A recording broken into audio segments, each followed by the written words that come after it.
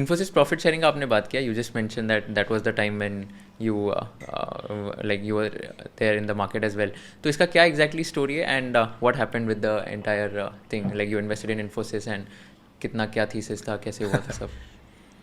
See, 1990s was an undiscovered market. So, and I am nobody in that era. All the legends of our market were all there already, right? Rakesh ji, Radhakishan ji, even Ramdev ji, Motilal ji, अपने निमिष भाई, तो बहुत लोग they had already made their money in the first boom of 1989-1990.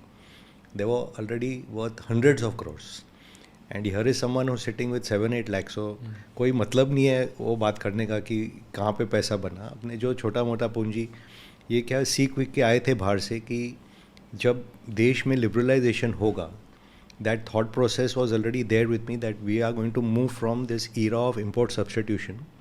जबकि जो winners थे the old houses और Videocon, Reliance, Sterlite, Jindal, they were all basically doing import substitution. And again the thinking became ki the era of brains and brands are here, and a lot of the issuances also then that NIMB did as a house went around this theme. So Infosys was the most famous example. ZTV भी उसी दौरान में आया, मैरिको भी उस दौरान में आया, ग्लेनमार्क करके कंपनी थी, sorry I'm saying the wrong, क्रॉसलैंड्स थी which then merged into Ranbaxy. So all these were what we call the brain and brand type of businesses. And as a youngster, my attraction was to these. Like today also, आज कोई youngster आपको मिलोगे, उसको अगर आप बोलोगे Tata steel खरीदो versus Zomato खरीदो, वो कहाँ जाएगा? तो it was a natural thing for me to be looking towards what we today will call TMT. फिर टेलीकॉम लाइसेंसेस आए, अगेन गिनती करना अपने दम धर्म में. तो मैक्स को बॉम्बे का लाइसेंस मिला था, बॉम्बे दिल्ली का, तो early investor in Max. So Infosys, ZTV, Marico, Crosslands. फिर रैमको सिस्टम उस time was building a product slate which would have competed with SAP, and वो क्लाइंट सर्वर पे था. SAP was our mainframe. I was a early investor in Ramco system. Bill Gates had come to launch the software in India. So the amount of money making opportunities we just, माने पैसे की कमी थी, idea की कोई कमी नहीं थी. और 1500 कंपनी जो आदमी जाके मिल के आएगा उसको कम से कम 100 आइडिया तो आएंगे ना उसमें. तो और 100 तो अपने खरीदते नहीं है. निमिष भाई ने सिखाया था कि जू नहीं बनाना पोर्टफोलियो में, 20 maximum stock should be in your portfolio. Otherwise that means you don't know what you are doing. Why is your number 20 idea having 2% allocation and number 1 having 10, then you may as well buy more of 10. और पैसा कोई 100 stock या 50 stock ले से कमाई नहीं होने वाला. You have to have more sizing up where there is more conviction. So it's hard to describe. जो अप्रेंटिसशिप में जो लर्निंग होती है वो कोई आपको किताब में, MBA में, CA में कोई नहीं पढ़ा सकता.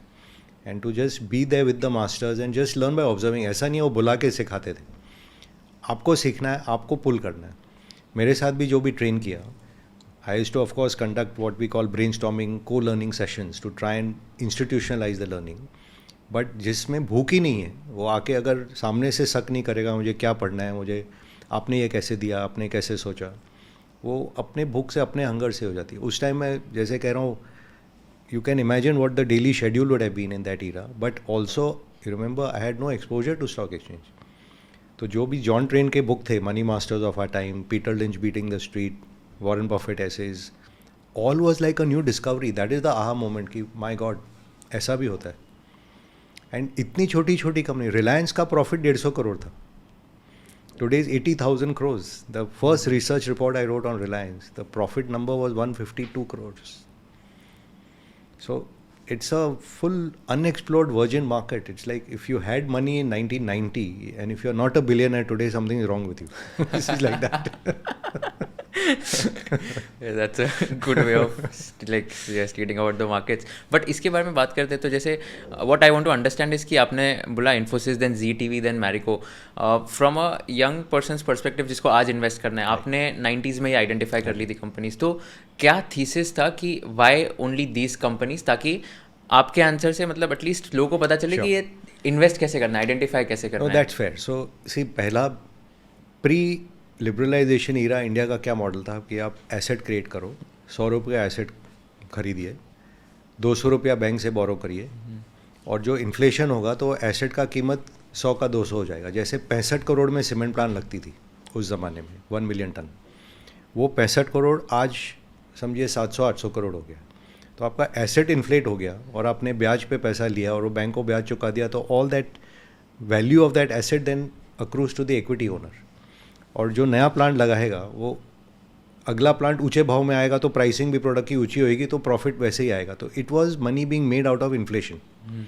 But when liberalisation comes and you are not any more protected by inflation और बाय बैंकिंग और by interest rates, then like I said, it is from brains and brands. What is the fun of brains and brands? कि आप एक मंत्रा जो मैं देता हूँ अपने लड़के के साथ भी, कि आप 100 रुपये में अगर आप कोई फिक्स्ड एसेट लगाते हो, उस पर आपका टर्नओवर कितना आता है। जैसे स्टील में 1 बिलियन टन, 1 बिलियन डॉलर अगर आप लगाओगे तो आपका 1 मिलियन टन निकलेगा।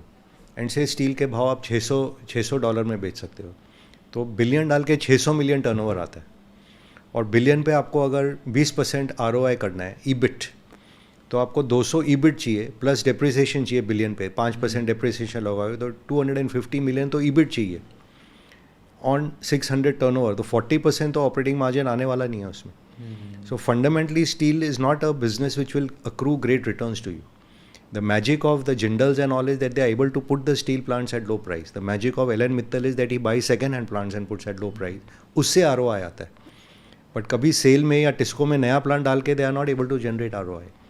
बट ये जो नए एज के बिजनेसेस थे और आज जो और भी निकल रहे हैं, कि आप just take a example of Zee TV, कि अगर स्टूडियो लगाया मैंने 100 करोड़ में, उसका टर्नओवर का हिसाब ही नहीं है ना। Turnover can be 1000, 2000, anything. फिर जो आपका माल बन रहा है वो एक ही जगह नहीं बिकेगा। वो जो आप माल बना रहे हो वो आप एक टेलीकास्ट में दिखाओगे, फिर वही माल को सेकंड टेलीकास्ट में दिखा दोगे, फिर वही माल को आप US में चला सकते हो, वही माल को आप अफ्रीका में चला सकते हो, फिर उसका स्लाइसिंग एंड डाइसिंग करके उसके म्यूज़िक प्रोग्राम बना सकते हो। So the revenue potential and therefore profit margin is unlimited. उसको आप कैसे रीडिप्लॉय करते हो ग्रो करने में। So actually will be amazed that the profit Zee made in the first decade from that one channel. 30 crore में जी टीवी चालू हुई थी, वहाँ से at peak it went to 60-65,000 crore market cap. They never raise money after that actually.